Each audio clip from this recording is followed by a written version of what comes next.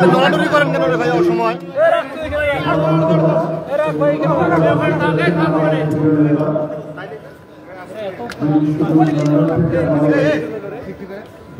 আরে ভাই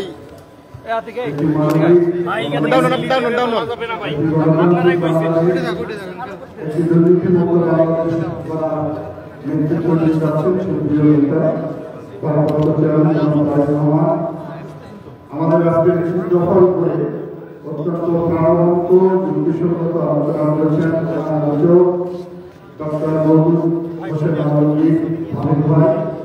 আমাদের মাঝে উপস্থিত রয়েছেন বিএনপির কেন্দ্রীয় কমিটির প্রচার সম্পাদক সুলতান সালাউদ্দিন টুকু ভাই, সহসাংগঠনিক সম্পাদক আব্দুল খালেক, আমিনুল হক এবং বিশেষ করে দুইজন মহিলা নেত্রী আমরা পেয়েছি, তাদের মধ্যে ফারজানা শারমিন টুকু এবং আমাদের প্রিয় নেত্রী রেহানা আক্তার রানী উপস্থিত রংপুর বিভাগের 10টি জেলার প্রিয় নেতৃবৃন্দ।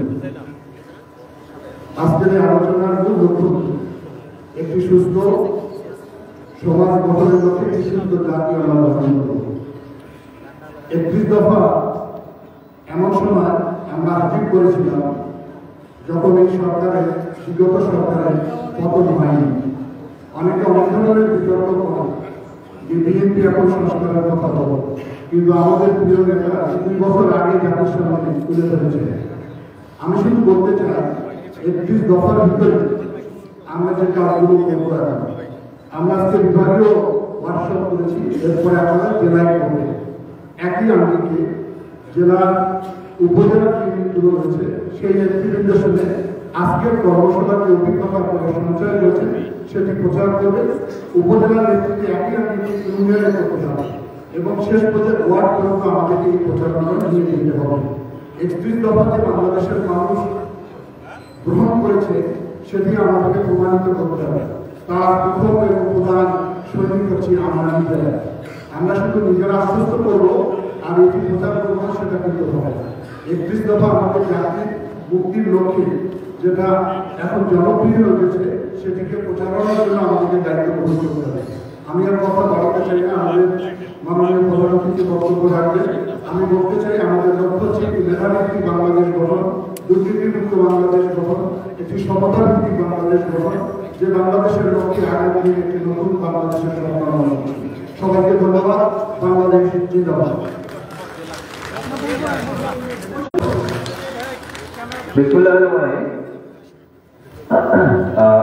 রংপুর বিভাগ এবং বরিশাল বিভাগে আয়োজিত আজকের এই কর্মশালা 2 মঞ্চে উপস্থিত সভাপতিবৃন্দ, মঞ্চে উপস্থিত বরিশাল বিভাগের স্থায়ী কমিটির সম্মানিত সদস্য বেগম সেলিমা রহমান সহ অন্যান্য সকল নেতৃবৃন্দ মঞ্চে উপস্থিত এবং আমার সামনে উপস্থিত আমার 2 বিভাগের একটু বেশি ধন্যবাদ দিতে চাইছি, কারণ রংপুর বিভাগে যাদের আসার কথা ছিল, যে পর্যায়ের মানুষের আসার কথা ছিল, আমি যতটুকু লাস্ট রিপোর্ট দেখেছি ওখানে উপস্থিত হওয়ার কথা ছিল 539 জনের, উপস্থিত হয়েছেন আমাদের হিসাবে 556 জন মানুষ হিসাবে, কয়েকজন বেশি। এই জন্য আমি ধন্যবাদ বেশি জানাতে চাইছি, কারণ খুব স্বাভাবিকভাবে আজকে যে কর্মশালাটি কি প্রিয় সকল এইটাতে সেই ক্রাইটেরিয়ার বাইরেও কিছু সংখ্যক নেতাকর্মী এসেছেন, কারণ আমি দৃঢ়ভাবে বিশ্বাস করতে চাই তারা জানতে চাইছে ভবিষ্যতে আমরা কি করতে চাই।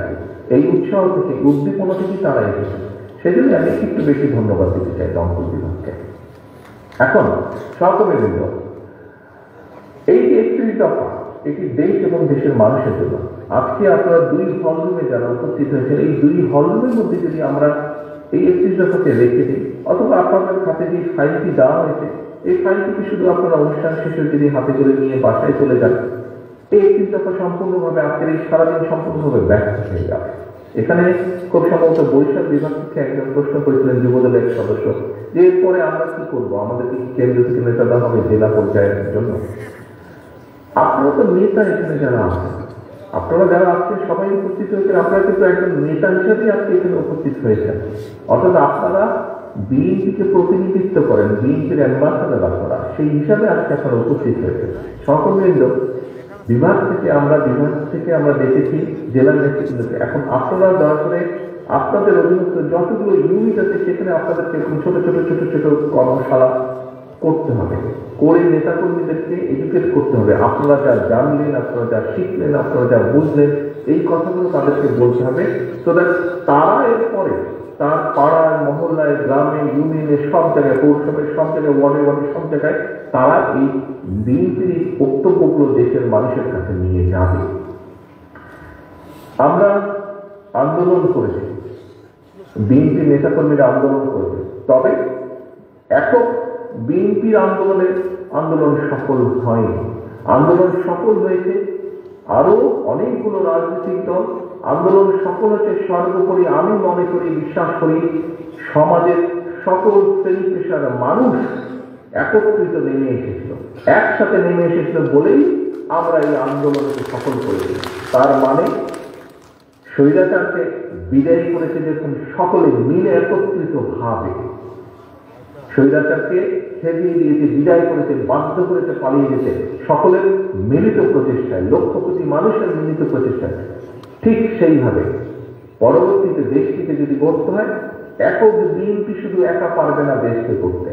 দেশকে গড়তে হলে, পুনর্বাসন করতে হলে আমাদের জাতিকে ঐক্যবদ্ধ করতে হবে, দলমত নির্বিশেষে মানুষকে ঐক্যবদ্ধ করতে হবে। যেভাবে আন্দোলনের সময় জুলাই আগস্ট মাসে যেভাবে দলমত নির্বিশেষে সবাই রাজপথে নেমে এসেছিলেন, ঠিক সেভাবেই আমাদেরকে দেশকে আবার পুনর্গঠন করতে হবে। প্রিয় সহকর্মীবৃন্দ, যদি আমাদেরকে সকলকে ঐক্যবদ্ধভাবে পুনর্গঠন করতে হয়, তাহলে এখানে সবচেয়ে বড় ভূমিকা পালন করতে হবে আপনাদেরকে, অর্থাৎ বিএনপিকে পালন করতে হবে। কথায় কথায় অনেকেই বলে থাকেন যারা বিএনপি করি আমরা, তারা তো বলি বিএনপি করেন না, সমর্থন করেন, অথবা কম বেশি কিছু লোক সবাই একটি কথা বলেন যে দেশে এই মুহূর্তে রাজনৈতিক দল হিসেবে বিএনপি সবচেয়ে বড় দল। কাজেই বিএনপির সম্ভাবনা, মানুষের আস্থা, যেই আস্থাটা যে এনজয় করে মানুষ, বিএনপি এনজয় করে, সেটি সবচেয়ে বড় সম্ভাবনা বিএনপি। কাজেই প্রিয় সহকর্মীবৃন্দ, এই যে মানুষের আস্থা, বিএনপির সামনে যে সবচেয়ে বড় সম্ভাবনা, এটিকে সফল করা সম্ভব একমাত্র আমরা যদি দেশকে ঐক্যবদ্ধ করতে পারি, সকল মানুষকে ঐক্যবদ্ধ করতে পারি। হ্যাঁ, বিভিন্ন জনের বিভিন্ন মতামত থাকতেই পারে। আমাদের এই 31 দফার পেছনেও কিন্তু অ্যাড্রেস দেওয়া আছে যে 31 দফাই শেষ না, এটি কোনো ধর্মীয় গ্রন্থ না যে এটিকে কোনো পরিবর্তন করা যাবে। অবশ্যই করা যাবে, অবশ্যই এখানে নতুন জিনিস ইনক্লুড করা যাবে। কোনো ব্যক্তি, কোনো সংগঠন, কোনো দল যদি ভালো কিছু প্রস্তাবনা দেয়, অবশ্যই সেটি আমরা গ্রহণ করব। কিন্তু আমাদেরকে ঐক্যবদ্ধভাবে করতে হবে। যে কথাটি বলছিলাম, দেশকে যদি পুনর্গঠন করতে হয়, বিএনপি একা পারবে না, আমাদেরকে পারতে হলে সবাইকে সাথে নিয়ে করতে হবে। সেজন্যই কিন্তু আমরা জাতীয় সরকারের কথা বলেছি। আমরা আন্দোলনরত যে দলগুলো ছিলাম, একসাথে আমরা আন্দোলন করেছি। আমরা চাই সকল দলকে নিয়ে এমন একটি সরকার গঠন করতে, যেখানে সব মানুষ তাদের মতামত রাখতে পারবেন এবং সকলে মিলে কাজ করতে পারবেন। আমরা কিন্তু সেজন্যই বলেছি যে 31 দফার মধ্যে আছে উচ্চ কক্ষে যে কথাটি আমরা বলেছি। সহকর্মীবৃন্দ, এখানে অনেক মানুষ আছেন সমাজের মধ্যে যারা সরাসরি, আপনি আমি যেরকম আমরা সরাসরি রাজনীতি করছি, মিটিং করছি, অনেক ব্যক্তি আছেন যারা সরাসরি হয়তো রাজনীতিতে জড়িত নন, হয়তো জড়িত হতে চান না, কিন্তু দেশের জন্য তারা কাজ করতে চান, তাদের বক্তব্য রাখতে চান, মতামত রাখতে চান, তারা দেশ পুনর্গঠনে তারা ভূমিকা রাখতে চান। এর মধ্যে হতে পারে সাংবাদিক, এর মধ্যে হতে পারে চিকিৎসক, এর মধ্যে হতে পারে আইনজ্ঞ, এর মধ্যে হতে পারে সাহিত্যিক, এর মধ্যে হতে পারেন কবি, এর মধ্যে হতে পারেন ব্যবসায়ী, বিভিন্ন শ্রেণী পেশার মানুষ আছে। সেই জন্যই আমরা উচ্চকক্ষ বলেছি, যাতে এইরকম যারা আছেন তাদেরকে আমরা এই উচ্চকক্ষে স্থান দিতে পারি, তাদের মতামত নিতে পারি, জানতে পারি, তারা ভূমিকা রাখতে পারে। অর্থাৎ লক্ষ্য এবং উদ্দেশ্য, স্বৈরাচার যেরকম, পলাতক স্বৈরাচার যেরকম ক্ষমতায় টিকে থাকার জন্য সব জায়গায় বিভেদ তৈরি করেছিল, সব জায়গায় বিভেদ তৈরি করে সমাজের ব্যালেন্স, দেশের ব্যালেন্সটাকে নষ্ট করে দিয়েছিল। আমরা চাইছি দেশকে পুনর্গঠন করতে এবং স্বাভাবিকভাবে। দেখুন, ছোট্ট একটি এক্সাম্পল দিই, একটি 10 তলা বিল্ডিং তৈরি করতে কিন্তু অনেক শ্রমিকের অনেক পরিশ্রম লাগে, কিন্তু 10 তলা বিল্ডিংটাকে ভেঙে ধুলোর সাথে গড়িয়ে দিতে একজন মানুষের মাত্র প্রয়োজন হয়, তাই নয় কি? খুব স্বাভাবিকভাবে যে কোনো জিনিস ভেঙে দিতে একজন মানুষের প্রয়োজন হয়, কিন্তু গড়ে দিতে কিন্তু বহু মানুষের পরিষেবা বসে আছেন, সেলিমা আপা একা পারবেন না, আমি সেলিমা আপা মিলেও পারবো না, আরো স্থায়ী কমিটির সদস্য আছেন, আমাদের কেন্দ্রীয় কমিটি আছে, আমরা সকলে মিলে পারবো না। কিন্তু পারবো কখন? যখন এখানে উপস্থিত আপনারা দুই বিভাগে যারা আছেন, আপনারা যখন আপনাদের অবস্থান থেকে চেষ্টা করবেন, আপনারা যখন সকল ঐক্যবদ্ধ করবেন, অর্থাৎ আমরা সকলে মিলে দেশকে পুনর্গঠন করতে পারবো। এবং ওই যে আস্থা, এই আস্থাকে যদি ধরে রাখতে হয়, আমাদের প্রত্যেকের অবস্থান থেকে ভূমিকা রাখতে হবে। ঠাকুরগাঁয়ের মাসুদ একটি কথা বলেছিল যে ফটোকপি যে প্রেসক্রিপশন করে, দেখুন, অথবা আপনারা নিজেরা যাবেন কেন্দ্র থেকে দেখভাল করা হবে কিনা, মনিটর করা হবে কিনা। কেন মনিটর করবো কেন্দ্র থেকে? হ্যাঁ, হয়তো একটি সামাজিক নিয়ম করবো, কিন্তু আপনি তো আমার দলের নেতা, আপনার প্রতি তো আমার সেই আস্থা, সেই বিশ্বাস থাকতে হবে আমার।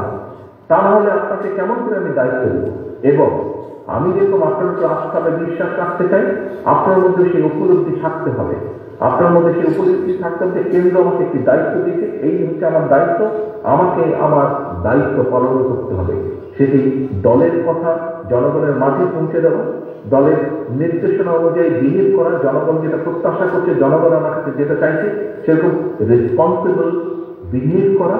অ্যাট দ্য সেম টাইম এটি যদি ধরে রাখতে হয়, আমাদের সকলকে মিলে চেষ্টা করতে হবে। দুই হলরুমে আপনারা যে সকল নেতৃবৃন্দ আছেন, সেটি বিএনপি হোক, সেটি ছাত্র দল, যুব দল, স্বেচ্ছাসেবক তাঁতি দল, শ্রমিক দল, মহিলা দল, আইনজীবী ফোরাম, যেই হোক না কেন, অর্থাৎ দিন শেষে কিন্তু আপনার পরিচয় আপনি বিএনপির নেতা একজন। আপনি যখন এলাকায় বের হন, আপনাকে কি কেউ যুবদল, ছাত্র দল, আইনজীবী ফোরামের নেতা হিসেবে চিনেন? নো, আপনাকে চেনেন বিএনপি হিসাবে। সিম্পল, আপনাকে চেনেন বিএনপি হিসাবে, এবং সেই হিসাবেই আপনি সমাজে শ্রদ্ধা পান, সম্মান পান, সালাম পান। কাজে এই যে সালামটা পান সহকর্মী, এটি দলের জন্য পান। কাজেই এই আস্থা ধরে রাখতে হবে, মানুষের এই সম্মানটা ধরে রাখতে হবে, এইটার জন্য কষ্ট করতে হবে। আমরা অনেক কথা বলেছি, সারাদিন অনেক কথাবার্তা হয়েছে, আপনি বলেছেন, আমি বলেছি, আমরা সকলে মিলে আলোচনা করেছি। এখন হচ্ছে কাজের কথা। কাজ কি? কাজটি হচ্ছে 31 দফার মেসেজগুলো সব পৌঁছে দেওয়া জনগণের কাছে। কাজ হচ্ছে জনগণকে ঐক্যবদ্ধ রাখা, কাজ হচ্ছে জনগণের আস্থাকে ধরে রাখা, এবং আস্থাকে ধরে রাখার প্রথম শর্ত হচ্ছে জনগণের প্রত্যাশা বিএনপির কাছে, যে বিএনপির নেতা কর্মীরা এইভাবে কথা বলবে, এইভাবে চলবে, এই কাজগুলো করা থেকে বিরত থাকবে। কতগুলো কাজ আছে বাংলাদেশের যে কোনো মানুষ হিসেবে, সাধারণ মানুষ হিসেবে তারা মনে করে যে একটি রাজনৈতিক দলের এই কাজ করা উচিত না। আপনি যদি সত্যি আপনার দলকে ভালোবেসে থাকেন, সত্যি যদি আপনার দেশের মানুষের প্রতি কোনো কর্তব্যবোধ থাকে, প্রিয় সহকর্মীরা, আপনি, আমি, আমাদের অধীনস্থ যত নেতা কর্মী আছে, আসুন আমরা সকলে মিলে জনগণের প্রত্যাশা নয় এমন কাজগুলো করা থেকে আমরা বিরত থাকি, বিরত রাখার চেষ্টা করি আমাদের মধ্যে যারা বিভ্রান্ত হচ্ছে। সহকর্মীবৃন্দ, আপনি একজন রাজনৈতিক কর্মী, আমি একজন রাজনৈতিক কর্মী, আমরা একটি রাজনৈতিক দলের সদস্য। একজন রাজনৈতিক কর্মী হিসাবে, একটি রাজনৈতিক দল হিসাবে আমাদের সবচেয়ে বড় পুঁজি কি? আমাদের সবচেয়ে বড় পুঁজি হচ্ছে জনগণের বিশ্বাস, জনগণের আস্থা, জনগণের ভালোবাসা। ব্যবসায়ীদের যেরকম একটি পুঁজি থাকে, যে ঠিক আছে কারো 10,000, 20,000, 50,000, 1 লাখ, 10 লাখ টাকা পুঁজি থাকে, রাজনৈতিক দল এবং রাজনৈতিক নেতা বা কর্মীর পুঁজি হচ্ছে জনগণের বিশ্বাস, আস্থা, অন্য কিছু না। আপনি যদি বিশ্বাস করুন, আপনি যদি আজকের পুঁজি হিসাবে অন্য কিছুকে মনে করে থাকেন, আজ নাহলে কাল নাহলে পরশু কিন্তু আপনি ছিটকে পড়ে যাবেন। আপনার একমাত্র পুঁজি হতে হবে, রাজনীতির পুঁজি হতে হবে, রাজনীতির ক্যাপিটাল হতে হবে জনগণের আস্থা, জনগণের বিশ্বাস, জনগণের ভালোবাসা। এটি যদি আপনি হারিয়ে ফেলবেন, অথবা আপনি অন্য কিছুতে মনোনিবেশ করবেন, আপনি আপনার রাজনৈতিক অবস্থানের ফায়দা নিয়ে যদি অন্য কিছুতে মনোনিবেশ করেন, আজ নাহলে কাল নাহলে পরশু আপনি ছিটকে যাবেন, আপনার সব পুঁজি ধ্বংস হয়ে যাবে। স্বৈরাচার হচ্ছে তার সবচেয়ে বড় প্রমাণ। 15 বছর বিভিন্নভাবে ক্ষমতায় থেকে, যে বিভিন্নভাবে আত্মসাৎ করে অনেক কিছু গড়ে তোলার চেষ্টা করেছে। আজ কিছু আছে, আজ কোথাও খুঁজে পান তাদেরকে? মানুষদেরকে ঘৃণা করছে, মানুষদেরকে খেলিয়ে দিয়েছে দেশ থেকে। সকলবৃন্দ, দয়া করে প্রত্যেকে এই উদাহরণটি মনে রাখবেন। 15 বছর জোর করে ক্ষমতায় তারা টিকেছিল, মানুষের অর্থ সম্পদ লুটতরাজ করে নিয়েছে, নিজেদের অনেক কিছু গড়ে তোলার চেষ্টা তারা করেছে, গড়ে তোলা করেছে। কিছু আছে না, কোনো কিছু ধরে রাখতে পারছে না, মানুষের বিশ্বাস তো নেই। কাজেই সহকর্মীবৃন্দ, আমার সহকর্মী হিসাবে আমি প্রত্যেককে অনুরোধ করব, আপনাদের নেতা হিসেবে প্রত্যেককে আমি নির্দেশনা দিব, দয়া করে জনগণের আস্থা, এটি হচ্ছে আপনার সবচেয়ে বড় পুঁজি, এই আস্থাকে ধরে রাখার জন্য আপনার যেই কাজগুলো করা উচিত দয়া করে সেই কাজগুলো করেন। এই আস্থা নষ্ট হতে পারে এমন যেই কাজগুলো আছে দয়া করে সেগুলোকে বিরত থাকেন সেগুলোতে, এবং অন্যকে উৎসাহিত করেন, আপনার অন্য সহকর্মীকে উৎসাহিত করেন সেগুলো থেকে বিরত থাকতে। কারণ আমাদের সবচেয়ে বড়, আমরা তো বলেই থাকি শহীদদের এই কথাটি, আমরা তো বক্তৃতা বিবৃতিতে বলেই থাকি যে আমাদের সকল ক্ষমতার উৎস জনগণ, বলি না? আপনারাও বলেন, প্রত্যেকটা মানুষ এখানে বক্তৃতা বিবৃতি বলেছেন বিএনপি সকল ক্ষমতার উৎস হচ্ছে, রাজনৈতিক ক্ষমতার উৎস হচ্ছে জনগণ। কাজে এটি জনগণের বিশ্বাস এবং আস্থাই হচ্ছে আমাদের বড় পুঁজি।